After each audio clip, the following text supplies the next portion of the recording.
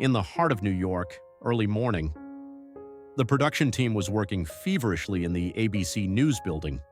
Coffee cups, lighting adjustments, microphone checks, because this morning was not going to be an ordinary morning.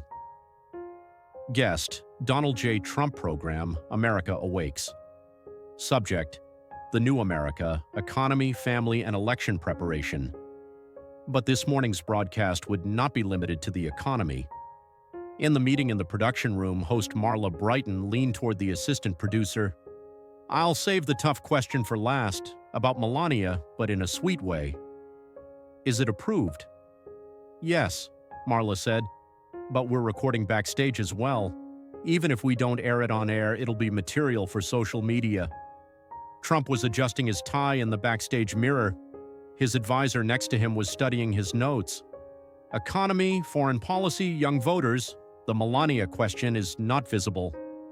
Trump smiled. "If something is invisible, it is the most dangerous." The door opened.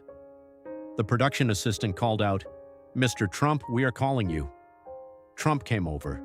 He paused for a moment among the cameras, the glittering decor, and the presenters. Then he took his place. The cameras rolled, the lights came on. Anchor Marla Brighton opened with her classic studio smile. "We have a very special guest with us today, a former president, a well-known figure in the business world, a central figure in many current issues, Mr. Donald Trump." The studio audience applauded. Marla bowed her head slightly. "Mr. Trump, it is always a sign of an energetic morning to see you." "I still wake up early in the morning. I'm used to the Oval Office clock," Trump said with a slightly wry smile. The first 15 minutes were classic. The economy, inflation, the youth job market.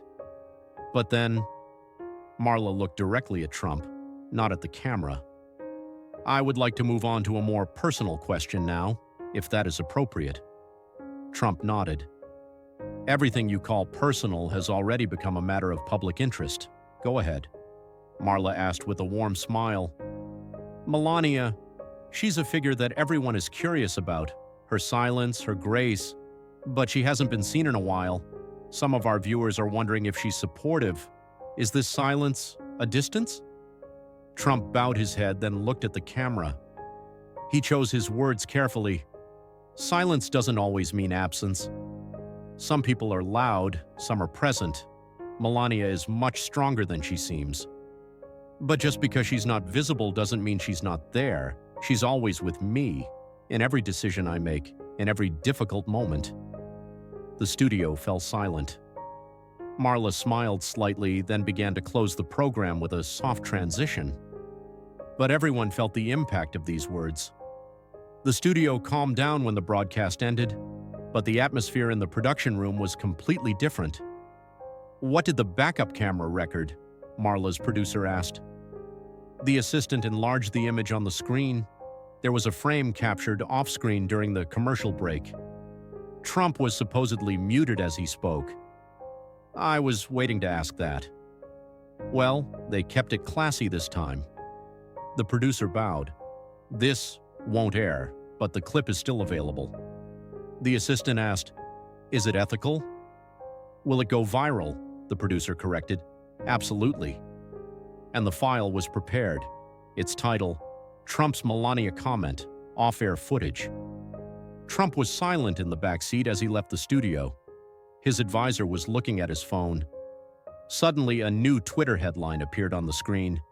"Breaking, Trump's off-camera comments about Melania leaked." Trump picked up the phone and watched the video. His eyes narrowed. "They kept it classy, so is this the scandal?" The advisor nodded. "But it was taken out of context. People interpret it as distance." Trump was silent for a moment. Then he smiled. "Then I'll give the context, but I'll pick the stage, not them." Twitter, TikTok, YouTube Shorts. They all shared the same clip. "Trump, I've been waiting to ask that. Did Melania withdraw her support? Was there talk behind the scenes about the marriage leak?" The clip reached 8 million views in 2 hours, but no one knew the full context. It was cut before and after the broadcast. Comments were divided. "Here's his real face." No way, he's just a quick answer. Why is Melania so mysterious? Trump hadn't responded. Not yet.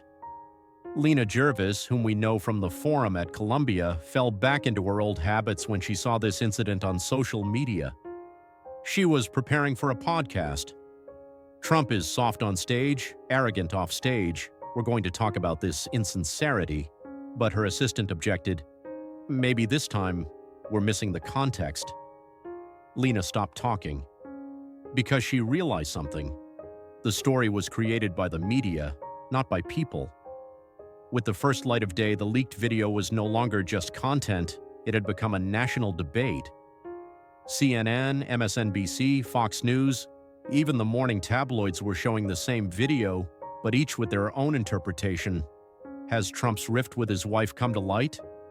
Or is it just a strategic blunder? Has ABC crossed the line of journalism?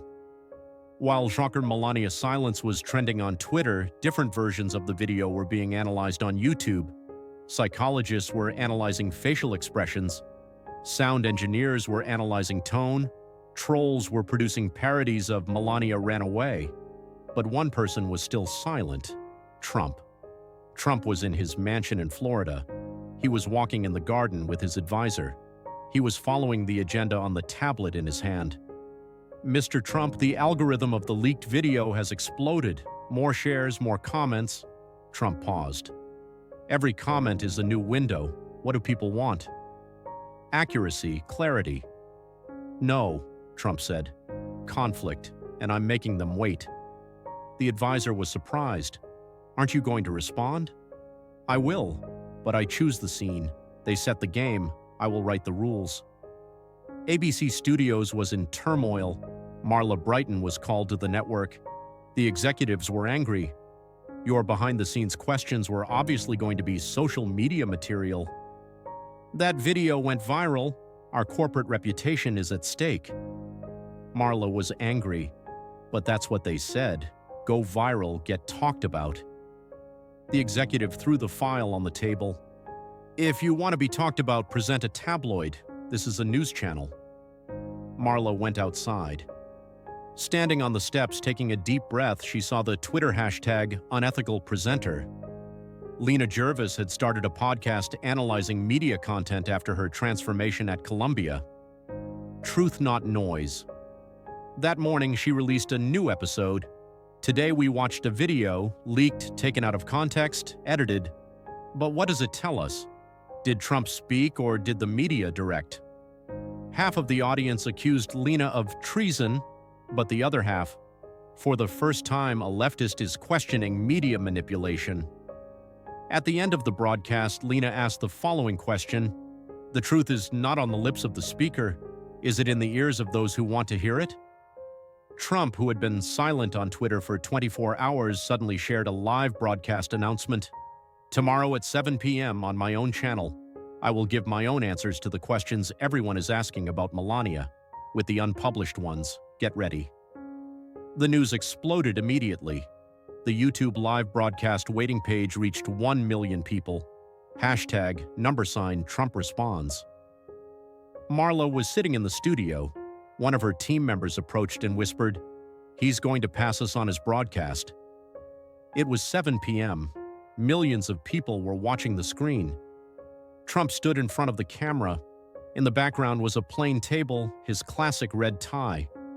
His face was not angry but determined. In this country, they watch trailers, not ideas. And what was leaked about me was a trailer. I'm going to show the movie now. The unleaked scenes from the ABC program came to the screen. Marla's words after the broadcast, "We'll go viral with this." Immediately after the broadcast, Trump turned to the team. "I hope you don't make this into a tabloid. I came here sincerely. ABC has crashed. This is a slap in the face to media manipulation." Marla Brighton took an indefinite leave from the channel. ABC News made a statement. "Did you see?" Trump said. "I'm not the one talking, they're the ones editing it." Then Trump fell silent. Another image came to the screen.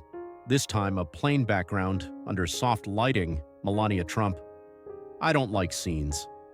But when people question my husband, my silence is used. I chose Trump.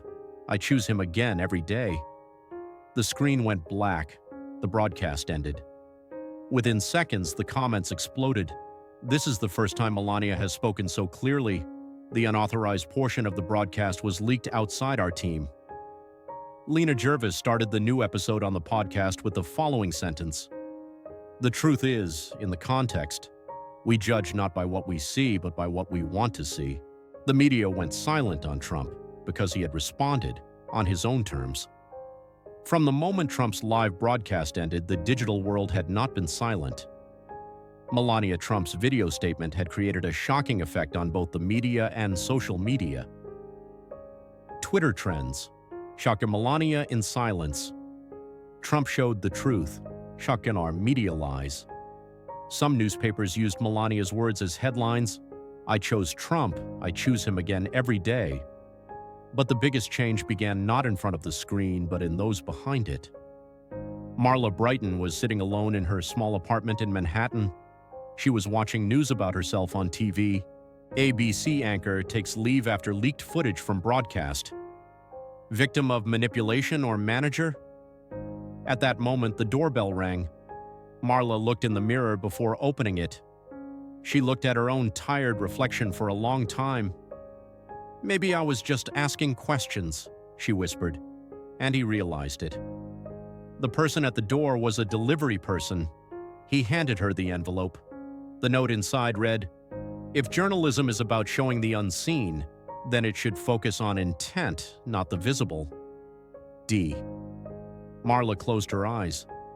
For the first time, she had nothing to defend herself with. Lena Jervis has just released a new podcast episode. It's titled, The Truth Behind a Video, What Does Silence Say? In the episode, she said, I've used a microphone for years. I've shouted, I've written, I've called, but the silence has been my most reflective moments. When Trump didn't speak, we thought he was arrogant. When Melania didn't show, we thought she was disinterested. But the truth lies in being able to keep quiet when everyone else is talking. At the end of the episode, she said, It doesn't take eyes to see the truth, but a heart without prejudice. Maybe it's not the one who shouts the loudest, but the one who speaks the least, who is right. The broadcast was watched by millions. It was the most shared episode. And Lena received support not only from her own side, but also from opposing views. Trump refused to hold a press conference. He didn't tweet. He didn't speak to reporters. He just released a video. It was silent. The only thing in the footage was Trump walking on a farm. The camera slowly panned to Melania. Melania took Trump's arm. The following text appears in the background. True devotion is not spoken. It is lived.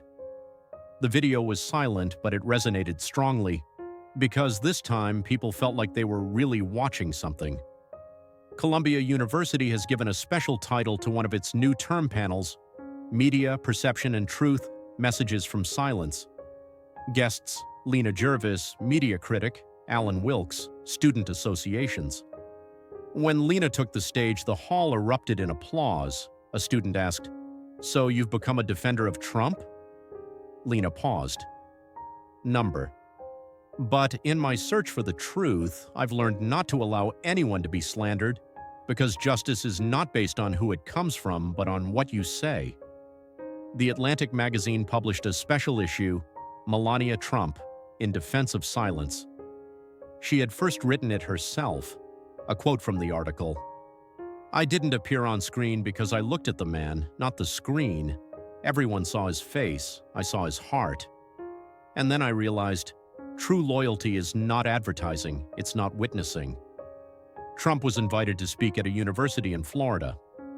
Subject, silence, loyalty, and the media. He began his speech with the following words. Those who loved me defended me when I was silent. Those who did not love me attacked me when I was silent. But I am most grateful to those who tried to understand me silently, because real conversation is not established with words but with trust. The hall was silent when he finished speaking, but this silence was no longer a silence of fear, but of respect.